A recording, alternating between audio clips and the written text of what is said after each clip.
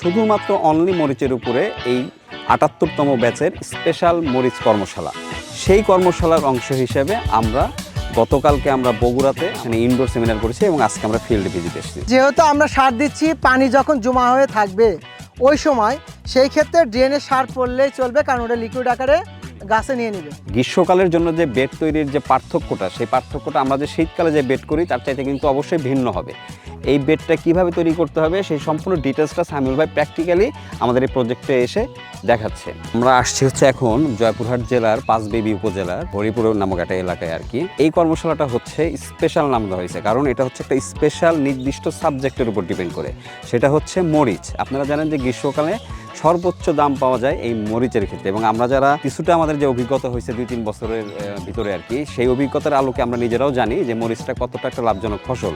এই মরিচটা যেন আমাদের মতো কৃষকরা যারা আধুনিক কৃষি করতে যায় তারা যেন আরও ভালোভাবে আরও বেটারভাবে করতে পারে, সেই জন্য স্পেশাল 2 দিনের কর্মশালাটা করা হচ্ছে। আপনার যে ফুল দেখতেছেন না গাছে, খালি একটু যদি পানি টান পড়ে এই সব ফুল ঝরে যাবে। এই পাশে যদি একটু দেখেন যে এখানে আমরা গ্রীষ্মকালের জন্য যে শেডগুলো করা হয়েছে, এখানে কিন্তু টমেটো আছে, গ্রীষ্মকালীন মরিচ করা হয়েছে। এবং আপনারা যদি এখানে খেয়াল করেন যে ট্রেনিংয়ে আমাদেরকে যে বলা হয়েছিল যে বেডগুলো কেমন হবে, মরিচের জাতটা কেমন হবে, সেই জিনিসগুলো আমরা কিন্তু এখানে এসে প্র্যাকটিক্যাল দেখতে পারতেছি। আপনারা যদি একটু খেয়াল করে দেখেন যে মরিচের জাতগুলো কিন্তু খুবই ভালো, এবং এর স্বাস্থ্য আপনারা যদি খেয়াল করে দেখেন একটু ভালোভাবে, দেখেন কত সুন্দর পাতাগুলো আছে। এখানে কিন্তু রোগের কোনো চিহ্ন আমরা দেখতে পারতেছি না। তার মানে এখানে যে শিডিউল স্প্রে করা হয়েছে, যেভাবে যত্ন করা হয়েছে, ঠিক সেই যত্নটা যদি আমরা সবাই করতে পারি তাহলে আমরা কিন্তু ঠিক এরকমই গাছ পাবো সবাই।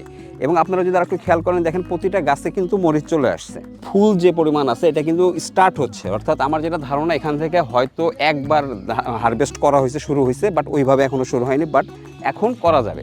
তাহলে আমরা এটা কমপক্ষে 5 মাস আমরা যদি হারভেস্টটা নিতে পারি তাহলে কিন্তু আমরা এখান থেকে একটা লাভজনক একটা অ্যামাউন্ট আমরা বের করে নিতে পারবো।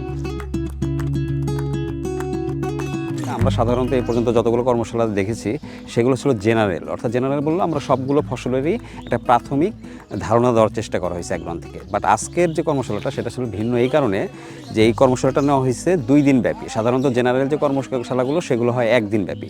তো এই 2 দিন ব্যাপী কর্মশালাটা নেওয়ার উদ্দেশ্য হচ্ছে আমরা একদিন আমরা ইনডোর সেমিনার করব, আমরা ইনডোরের মাধ্যমে তাত্ত্বিক যে জ্ঞানগুলো পাবো সেগুলো, এবং সেকেন্ড দিনটা হচ্ছে আমরা ফিল্ড ভিজিট করব। ফিল্ডে আমরা যে বাস্তব যে চিত্র সেই চিত্রগুলো দেখার চেষ্টা করব।